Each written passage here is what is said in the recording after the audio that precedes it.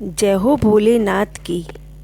आज के हमारे इस वीडियो में हम आपके लिए माता पार्वती और भोलेनाथ की एक बहुत सुंदर कहानी लेकर आए हैं। एक समय की बात है, माता पार्वती और भोलेनाथ पृथ्वी पर भ्रमण करने के लिए आए। पृथ्वी पर आते ही माता पार्वती की नज़र एक गरीब पति पत्नी पर पड़ी, जो कि अपनी गरीबी से वे बहुत दुखी थे। और उस पति ने अपनी पत्नी का नाम सरिता था, उसकी पत्नी का नाम सरिता था। और वह अपनी पत्नी से कहने लगा कि सरिता, कुछ समझ में ही नहीं आता कि हमारी गरीबी के दिन कब दूर होंगे। हमारे पड़ोस में जो बनवारी रहता है उसने कल ही नई दुकान खरीदी है। तब सरिता अपने पति से बोली कि सुनो जी, सबका भाग्य एक सा नहीं होता। उसके भाग्य में अमीर होना लिखा था, हमारे भाग्य में नहीं। सब भगवान की इच्छा के अनुसार होता है।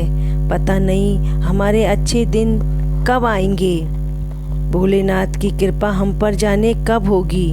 माँ, हमने पता नहीं कौन से बुरे कर्म किए हैं जिनकी सज़ा हमको मिल रही है। यह सुनकर माता पार्वती बोली कि हे प्रभु, आप चाहे तो इन्हें पल भर में अमीर बना सकते हैं। इन लोगों के भाग्य में अभी अमीर बनना नहीं लिखा है। ऐसा कहकर माता पार्वती व महादेव आगे चले तो माता पार्वती की नज़र एक अमीर साहूकार और उसकी पत्नी पर पड़ी। सुनो जी, मुझे 5,000 रुपये चाहिए। मुझे अपने बच्चे के लिए खिलौना लेना है। उसको एक महंगा खिलौना दिलाना है।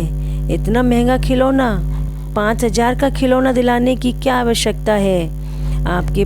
तब उस साहूकार की पत्नी बोली कि आपके पास तो लाखों रुपए हैं, उसमें से अगर 5,000 रुपये मेरे बेटे के खिलौने के लिए खर्च हो जाएंगे तो क्या फ़र्क पड़ेगा।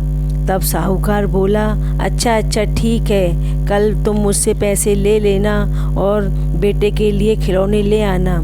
धरती का यह नज़ारा देखकर माता पार्वती भोलेनाथ से बोली कि महादेव, मैंने देखा है कि धरती पर जो व्यक्ति पहले से गरीब और दुखी है उसे आप और ज़्यादा दुख देते हैं, और जो व्यक्ति सुख में है उसे आप और सुख देते हैं। ऐसा क्यों?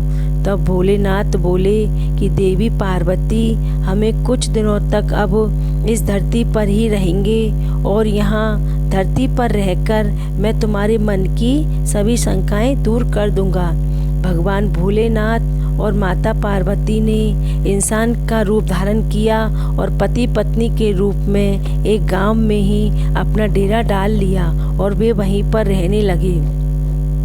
शाम के समय महादेव देवी पार्वती से बोले, अब जब हम मनुष्य रूप में धरती पर आ ही गए हैं तो हमें अब अपने भोजन पानी की व्यवस्था करनी होगी। तुम चूल्हा बनाकर रसोई की तैयारी करो, मैं भोजन की सामग्री लेकर आता हूँ।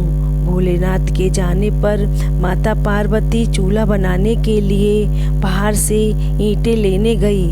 चूल्हा बनाने के लिए मुझे ईंटों की ज़रूरत है। इस गांव में तो बड़े बड़े सुंदर घर हैं। यहाँ से ईंटें लूँगी तो घर की सुंदरता खराब हो जाएगी।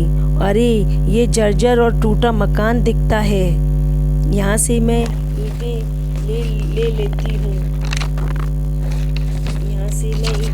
ले लेती हूँ। इस ईंटें ले जाकर माता पार्वती ने चूल्हा तैयार किया और महादेव का इंतजार करने लगी। और महादेव के आते ही माता पार्वती बोली कि हे नाथ, मैंने देखो चूल्हा तैयार कर लिया, मगर आप भोजन की सामग्री क्यों नहीं लाई? मैं खाना कैसे बनाऊंगी? भोलेनाथ बोले कि अब सामग्री की कोई आवश्यकता ही नहीं है, क्योंकि जिस प्रश्न का उत्तर ढूंढने के लिए आप पृथ्वी पर आई थी वो संभव मिल गया। मैं कुछ समझी नहीं स्वामी।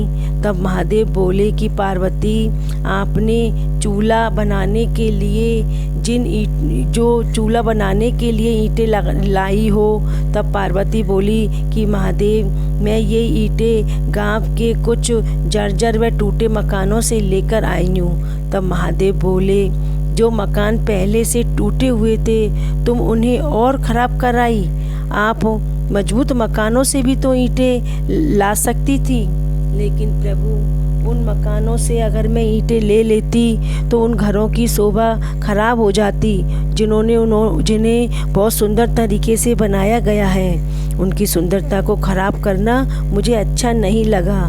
देवी पार्वती, तुम्हारे पूछे हुए प्रश्नों का उत्तर वो झोंपड़ी है। जिन लोगों ने अपने जीवन को अच्छे कर्मों से सुंदर बना रखा है, मैं उन्हें दुख कैसे मिल सकता है। और इस संसार में मनुष्य अपने कर्मों के खुद ही फल भोगता है। सबके पास सब कुछ नहीं होता।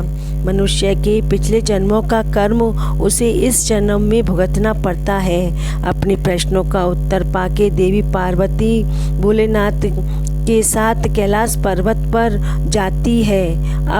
अब आपको हमारी ये कहानी कैसे लगी, कमेंट बॉक्स में लिख के बताइएगा। जय भोलेनाथ, जय पार्वती।